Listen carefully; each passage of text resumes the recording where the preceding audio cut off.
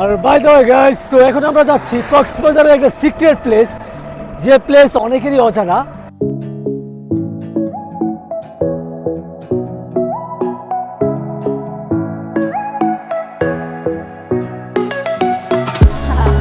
কক্সবাজারে এমন সুন্দর সুন্দর জায়গা আছে ভাই, যদি না ঘুরেন তাহলে আপনারা দেখতেই পারবেন না।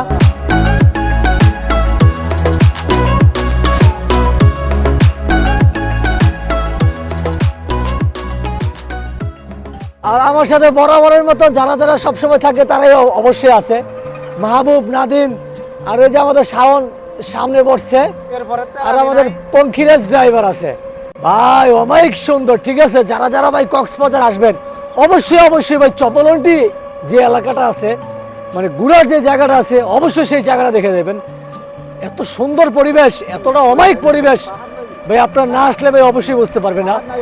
জাস্ট এক নজরে ভাই আশেপাশের ভিউটা দেখেন, কি অত্যাধিক লেভেলের সুন্দর, জাস্ট অ্যামেজিং একটা পরিবেশ, just looking like a wow. এইখানে দেখতে পারতেছেন যে উপরে চরকির মতন একটা জিনিস দেখা যাইতেছে, এটা হইতেছে উইংশিল মিল, যার মাধ্যমে বিদ্যুৎ উৎপাদন করা হয়। দুর্ভাগ্যবশত এইখানে এতগুলো উইংশিল মিল থাকার সত্ত্বেও একটা উইংশিল মিল চলতে দেখলাম না। এটা হইতেছে আমাদের ব্যাড লাক। এখানে মোটামুটি চরকির মতন এইগুলো ঘুরে তার মাধ্যমেই বিদ্যুৎটা উৎপাদন করা হয়। আমাদের ভাগ্য খারাপ, সেই জন্য একটা উইংশিল মিল চলতে দেখলাম না। যাই হোক, সামনের দিকে চলতে থাকি।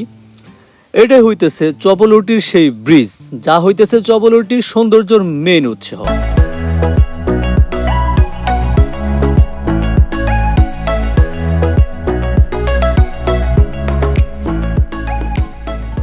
আর তার পাশে আছে একটা কাঁকড়া চাষের জায়গা। আর এখন আমরা কাঁকড়া চাষের জায়গাটা দেখাই। মানে এটি হইতেছে, এখানে অনেক জায়গা আছে যেখানে কাঁকড়া চাষ করা হয়। আমরা মূলত সামনে পেয়ে গেছি, সেই জন্য এটাকে আপনাদেরকে একটু দেখালাম। মানে দুর্ভাগ্যবশত কি একটা সবচেয়ে বড় কষ্টের ব্যাপার হলো কি, এইখানে মূলত বর্ষাকালে বেশি সৌন্দর্যটা উপভোগ করা যায়। আমরা যেহেতু সুদিনকালে এসেছি, সেই জন্য আশেপাশের পরিবেশটা অতটা সৌন্দর্য উপভোগ করতে পারি নাই। যাই হোক, মোটামুটি যা এনজয় করেছি খুব সুন্দর মতো এনজয় করেছি। সো এখন আমরা চলে যাব আরেকটা সিক্রেট প্লেস, যা হইতেছে রামুর রাবার বাগান। সো সাথে থাকুন আর সম্পূর্ণ ভিডিওটা দেখতে থাকুন।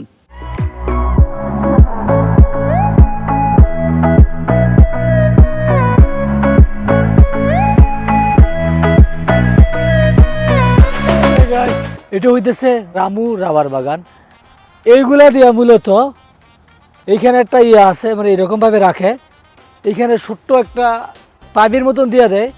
এইগুলো যখন এইভাবে কাইটা দেয় তখন জিনিসটা এইভাবে ফোড়া ফোড়া পড়তে পড়তে দেখেন, এই যে এই রাবার কিছু জমে আছে, এই যে দেখছেন, এই যে রাবার জিনিসটা কিন্তু খুব সুন্দর। এটা তো অনেক প্রসেসিং করে, যেমন আমরা যেমন খাতা বই টই বিভিন্ন জায়গায় যেমন দেখেন রাবার দিয়ে পেঁচায়, এই জিনিসগুলো এখানে প্রসেসিং করা হয়।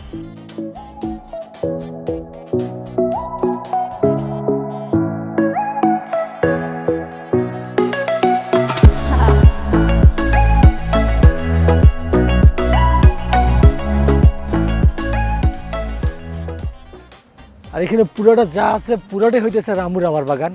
আশেপাশে কক্সবাজারে ঢুকার পর থেকে প্রায় 40 কিলোমিটার আগ থেকেই দেখা যাবে দুই পাশেই, রাস্তার দুই পাশেই সারিবদ্ধভাবে রাবার বাগানগুলো করা আছে। এখানে মূলত এখানে পাহাড়ের ছোটোখাটো একটু উপরে স্পেসটা একটু উপরে থাকে, নিচে রাস্তা, উপরের সাইডে একটু সবগুলাই রাবার বাগান আর কি।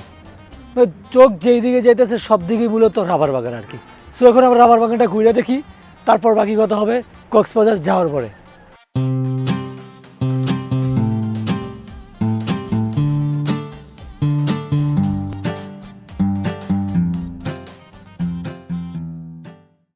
আর by the way guys, so আমরা এখন রাবার বাগান দেখা শেষ করে এখন আমরা চলে যেতেছি আমাদের সেই কক্সবাজারের উদ্দেশ্যে। আমাদের যে আজকের 3 চাকাওয়ালা পঙ্খি রেস্টটা আছে, পঙ্খি রেস্টটা আমাদের জন্য হাইওয়েতে অপেক্ষা করতেছে। আর রাবার বাগানের পরিবেশটা দেখছেন ভাই, কতটা সুন্দর, কতটা মারাত্মক লেভেলের সুন্দর। মানে আশেপাশে পরিবেশ যা দেখবেন জাস্ট ওয়াও ওয়াও, পুরাই ওয়াও ওয়াও। সো আজকের ব্লগটা আমরা এখানেই শেষ করতেছি। সো দেখা হচ্ছে নেক্সট ব্লগে। সো যারা যারা ভিডিওটা দেখছেন তাদেরকে অবশ্যই অবশ্যই ধন্যবাদ। আর অবশ্যই ভাই যারা যারা ভিডিওটা দেখছেন তারা আমার চ্যানেলটা সাবস্ক্রাইব করে ফেলুন, আর তার পাশে বেল আইকনটা বাজায় দেন। সো দেখা হচ্ছে নেক্সট ব্লগে। এখানে আজকের জন্য সমাপ্ত। আল্লাহ হাফেজ।